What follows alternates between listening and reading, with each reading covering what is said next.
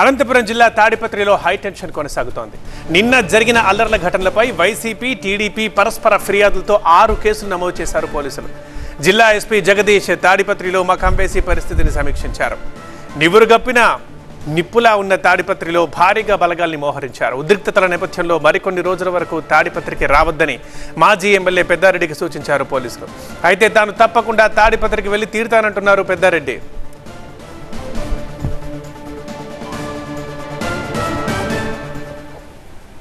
ఇట్లా ఒకరి ఇండ్ల మీద పోయి దాడి చేయడం అనేది చాలా నీచమైన సంస్కృతి. అతనేమో అతని ఇంటి మీదకో అతని మీదకో పోతే నేను వాని కథ చూస్తా, ఈ గడ్డంలో ఒక చరిత్ర ఉంది అని చెప్తాను. అంటే అందరికీ అందరి చరిత్ర అందరి దగ్గర కూడా ఉంటాయి. ప్రభాకర్ రెడ్డి గారు, నీకు ఆరోగ్యం బాగాలేదు, రెస్ట్ తీసుకో తప్ప నన్ను తాడిపత్రికి పోకోకుండా చేయడానికి ఈ చిన్న చిన్న గలాటలు చేస్తే పోలీసు అధికారులు అరికడతారనే ఆలోచన నేను మనసులోంటి తప్పుకో.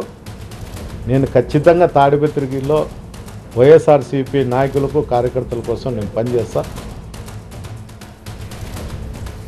అటు దాడి ఘటనపై స్పందించిన వైసీపీ నేత మురళి, 100 మంది టీడీపీ క్యాడర్ ఒక్కసారిగా తమ ఇంటిపై అటాక్ చేశారన్నారు. గతంలో పెట్టిన కేసులను విత్డ్రా చేసుకోలేదనే దాడి జరిగిందన్నారు. రివాల్వర్తో తాను ఎవ్వరిని బెదిరించలేదన్నారు. తన ప్రాణాలకు ముప్పు ఉందని గన్మెన్ కేటాయించాలని ఫిర్యాదు చేసినా పోలీసులు పట్టించుకోలేదన్నారు మురళి. నీ తెలుగుదేశం పార్టీ కోసం సర్వము పోగొట్టుకున్న కుటుంబాలు మావి. ఈ సంఘటనపై నిజాయితీగా విచారణ చేసి మాకు చట్టరీత్యా వారిపై చర్యలు తీసుకోవాలా. నేను తప్పు చేసింటూ నా మీద కూడా చర్యలు తీసుకోమను. కానీ నేనే లాస్ అయ్యి ఏ తప్పు చేయకుండా తిరిగి నా మీదనే కేసులు పెట్టడము, నన్నే అన్యాయంగా రాత్రి 11 వరకు పోలీస్ స్టేషన్లు పెట్టుకోవడం జరిగింది. కాబట్టి దయచేసి ముఖ్యమంత్రి గారు, ఎస్పీ గారిని మీరు ఆదేశించండి. నిజాయితీగా నాకు పిల్లలు ఉన్నారు, జేసీ ప్రభాకర్ రెడ్డి కుటుంబానికి పిల్లలు ఉన్నారు. నేను ఎవరినైనా భయపడిచింటే నేను ఈ పొద్దు తల ఉంచుతాను, ప్రజల ముందర కానీ ఎవరి ముందర కానీ.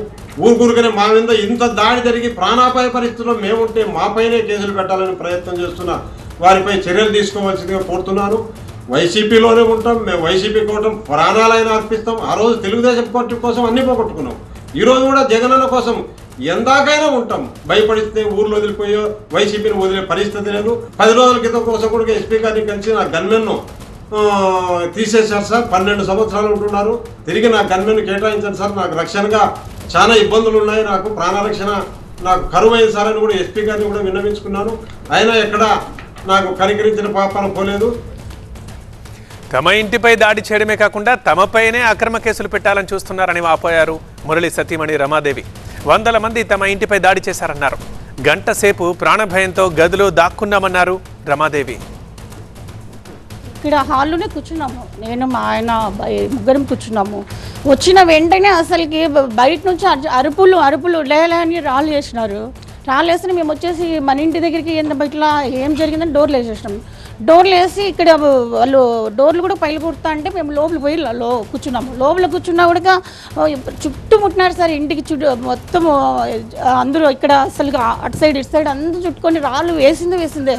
ఏం జరిగిందని కూడా మాకు అర్థం కాలేదు సార్. నేనైతే అనుకున్నాను సార్, డోర్ పైలు కొడితే ఇంకా ఆ డోర్ అది ఒకటే ఆప్షన్, ఆ డోర్ పైలు కొడితే నేనే తీసుకుందాం అనుకున్నాను సార్. రేపనైతే నేనే తీసుకొని కలుద్దాం, నువ్వు ఎట్లా ఊరు కూర్చోండు, నేను కలుస్తాను చెప్పినాను. ఇంకా మాకు ఎక్కడ సార్ న్యాయం? అసలు ఎట్లా చేసినారో మాకు అది ఆ డోరు లేకపోతే మేము ముగ్గురం పోయేవాళ్ళమే సార్. 9లో జరిగిన సార్. మేము తెలుగుదేశం ప్రభుత్వంలో చంద్రబాబు నాయుడు దగ్గర ఉన్నాం సార్. అసలు మేము అసలు చంద్రబాబు నాయుడు తెలుగుదేశం పార్టీలో చేరినామని జేసీ ప్రభాకర్ రెడ్డి మరుసటి రోజు ఎలక్షన్లో మరుసటి రోజే మొత్తం దగ్ధం ఇండ్లు మొత్తం అప్పుడు ఇట్లా లాస్ట్ చేసినాడు. మళ్ళీ ఇప్పుడు ఆయన చంద్రబాబు నాయుడు వాళ్ళని చేర్చుకున్నాడు సార్. మాకు న్యాయం చేయలేదని మేము జగన్ దాంట్లోకి పోయినాము. జగన్ ప్రభుత్వంలో పోయినా కూడా ఆయన మమ్మల్ని వదలలేదు సార్. మాకు ఎక్కడ సార్ న్యాయము? ప్రతినిధి నరేష్ మరింత సమాచారం అందిస్తారు. నరేష్, 6 కేసులు అంటున్నారు, ఎవరెవరి మీద నమోదు చేశారు? ప్రెజెంట్ సిచ్యువేషన్ ఏంటి తాడిపత్రిలో? తాడిపత్రిలో ప్రస్తుతం సిచ్యువేషన్ అయితే పోలీస్ కంట్రోల్లోకి వచ్చింది. అయినప్పటికీ కూడా తాడిపత్రి ఇంకా నివురుగప్పిన నిప్పులానే ఉంది. ఎవరైతే నిన్న జరిగినటువంటి తాడిపత్రి అల్లర్ల ఘటనలో మొత్తం పోలీసులు 6 కేసులు నమోదు చేయడం జరిగింది.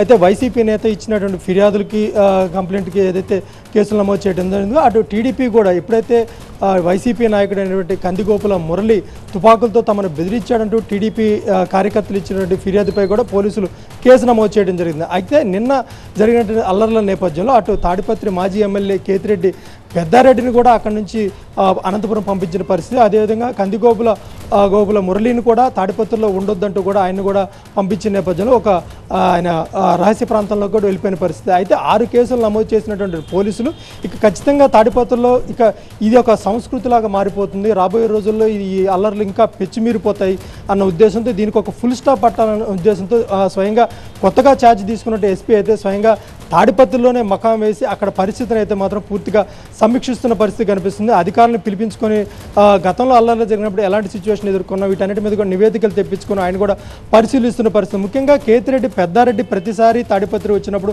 అల్లర్లు చెలరేగుతున్న నేపథ్యంలో కొద్ది రోజుల పాటు ఆయన తాడిపత్రి రాకుండా ఉంటేనే బెటరు, ముఖ్యంగా శాంతి భద్రతను దృష్టిలో పెట్టుకొని ఇలాంటి నిర్ణయం తీసుకోవాల్సిన అవసరం కనిపిస్తుంది. అవసరమైతే దీనిపై న్యాయ నిపుణుల సలహా కూడా తీసుకొని ఆయన తాడిపత్రి రాకుండా ఉండేందుకు ఏ విధంగా చేయాలనే దాని మీద కూడా ఇప్పటికే జిల్లా పోలీస్ యంత్రాంగం అయితే కసరత్తు చేస్తున్న పరిస్థితి కనిపిస్తుంది. మొత్తం మీద నిన్న జరిగినటువంటి అల్లర్ల నేపథ్యంలో దాదాపు 6 కేసులు నమోదు చేయడం జరిగింది. అయితే ఎంతమంది మీద నమోదు చేశారు అనేది కూడా పోలీసులు అత్యంత గోప్యంగా ఉంచుతున్నారు. ఎందుకంటే కొన్ని వందల మంది వచ్చి దాడి చేసిన నేపథ్యంలో అది గోప్యంగా ఉంచుతున్నారు. మొత్తం మీద తాడిపత్రి ప్రస్తుతానికైతే మాత్రం నివురుగప్పిన నిప్పులా ఉంది. ఎప్పుడు ఏం జరుగుతుందన్న భయాందోళన అయితే మాత్రం తాడిపత్రి ప్రజలు ఉన్నారని చెప్పుకోవాలి.